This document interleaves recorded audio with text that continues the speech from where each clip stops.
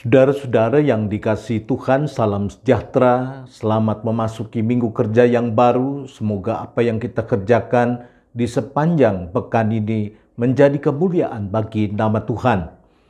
Ada banyak hal yang bisa mendatangkan rasa takut dalam hidup kita di masa kini, baik ketakutan berkaitan dengan diri sendiri, kesehatan, pekerjaan, usaha, rumah tangga, pelayanan, dan banyak hal, maupun ketakutan tentang apa yang dikatakan orang lain tentang keadaan kita, yang sering memberi stigma secara keliru terhadap apa yang mereka pahami tentang kehidupan kita. Kita tidak bisa mengatur persepsi orang lain terhadap diri kita, dan kita tidak perlu membiarkan diri kita dikuasai oleh persepsi orang lain tersebut tentang keadaan kita. Jadi biarlah kita belajar dari kearifan lokal yang mengatakan anjing menggonggong, kafilah berlalu. Tapi kita dapat mengatur persepsi diri kita sendiri tentang apa yang terjadi dalam hidup kita. Dan jangan biarkan persepsi yang salah, yang melemahkan, yang membuat kita menjadi kehilangan daya menguasai hidup kita.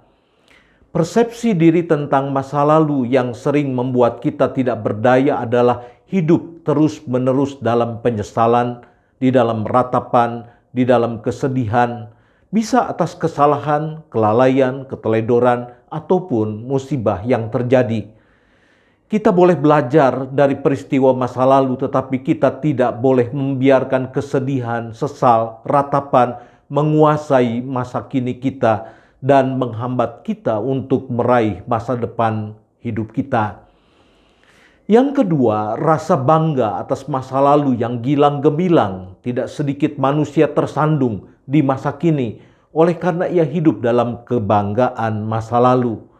Kesuksesan di masa lalu tidak akan menentukan hidup kita di masa kini, sebab tiap-tiap hari kita punya tantangannya sendiri. Cara kita meraih sukses di masa lalu belum tentu tepat kita gunakan di masa kini. Dan yang ketiga yang sering membuat kita tidak berdaya adalah persepsi kita tentang masa depan. Masa depan yang menakutkan, apalagi kita membandingkan kebutuhan di masa depan dengan apa yang kita punya sekarang. Bagaimana kita bisa membiayai pendidikan anak-anak kita kelak? Bagaimana kita punya simpanan untuk hari tua kita? Bagaimana kita mempunyai rumah yang tetap untuk hidup kita? Hal ini sering menggoda kita untuk hidup di dalam target-target yang berlebihan di masa kini. Hidup memacu diri melampaui kemampuan hanya untuk bisa memenuhi kehidupan di masa depan. Alkitab mengajak kita untuk melihat masa lalu secara arif. Paulus tidak mau membiarkan dirinya dipenjarakan oleh masa lalu yang membanggakan, dan oleh karena itu ia berkata, "Tetapi apa yang dahulu merupakan keuntungan bagiku, sekarang kuanggap rugi. Oleh karena dialah aku telah melepaskan semuanya itu dan menganggapnya sampah, supaya aku memperoleh Kristus." Filipi pasal 3 ayat 7 dan juga ayat yang ke-8. Dan Alkitab mengajak kita untuk tidak khawatir akan hari esok. Siapakah di antara kamu yang karena kekhawatirannya dapat menambahkan sehasta saja pada jalan hidupnya? Itu yang dikatakan Tuhan Yesus dalam Matius pasal 6 ayat 27. Tidak khawatir akan hari esok bukan berarti kita tidak mempersiapkan hari esok.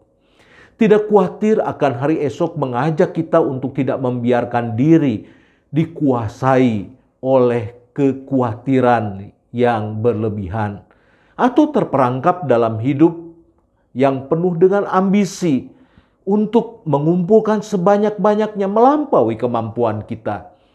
Tidak khawatir akan hari esok mengajak kita untuk mengoptimalkan kapasitas yang sudah Tuhan beri, agar yang diberi 1 talenta, yang diberi 2 talenta, yang diberi 5 talenta, kita dapat mengoptimalkan kapasitas yang Tuhan anugerahkan untuk hormat dan kemuliaan bagi nama Tuhan.